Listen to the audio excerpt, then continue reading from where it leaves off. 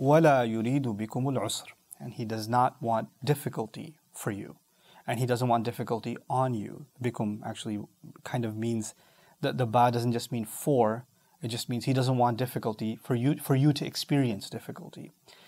The first thing here is something kind of rhetorical. When I say to you, I want things to be easy for you. And then I add, and I don't want things to be hard for you. Well, you kind of didn't have to say that. You could just say, I just want things to be easy for you, and that's enough. But Allah said both. He said He wants things to be easy for all of you. And then He says He doesn't want things to be difficult for any of you. Why say both? The first thing is, when you say you want things to be easy, you're speaking in a positive sense. When you say you don't want things to be hard, you're speaking in a negative sense.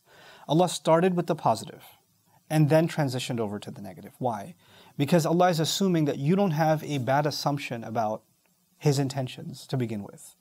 Allah is only validating what you're thinking about Allah to begin with. Allah, who loves me, who cares for me, who's protected me, who's guided me, who's provided for me, who's seen me through so many difficulties in life all this time, would never want hardship for me. He would want things that are the best for me.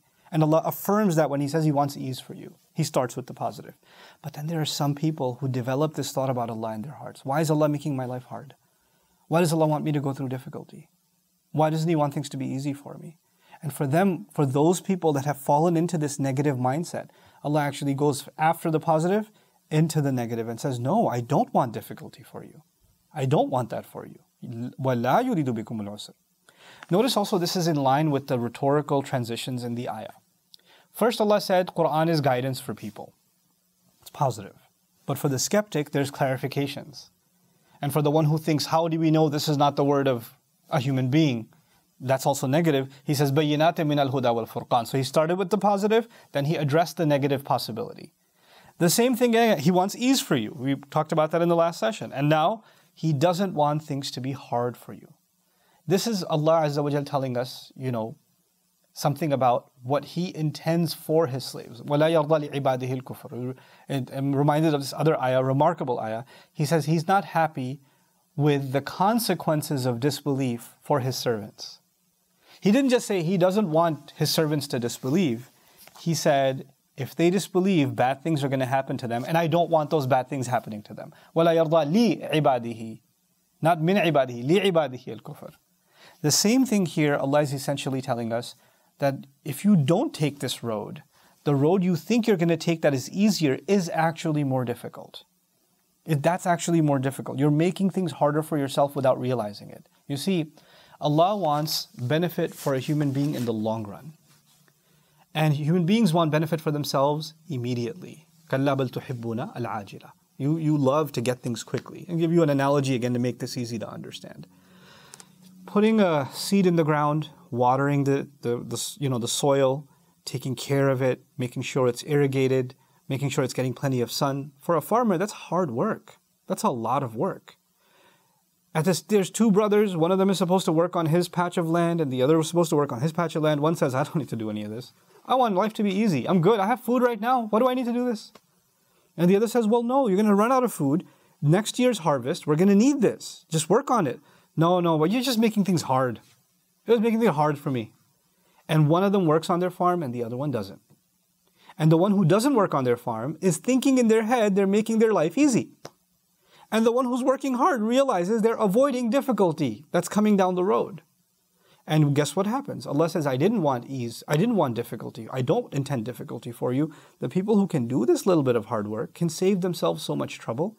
And the ones who don't end up in so much trouble. وَلَا يُرِيدُ بِكُمُ الْعُسْرَ.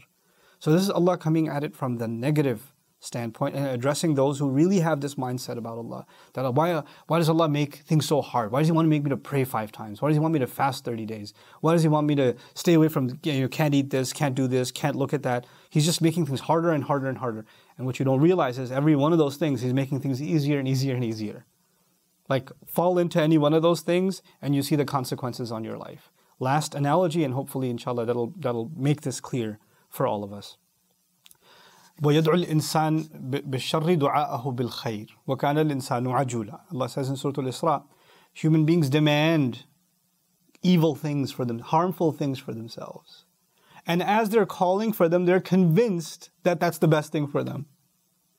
Allah says, They want the worst things for them, and they're convinced that it's the best for them. And then at the end of that ayah it says, and human beings have always been excessively in a hurry. Like they just want things quickly. Our desire of getting things quickly blinds us from the consequences of what we want. It blinds us. We can't see past it.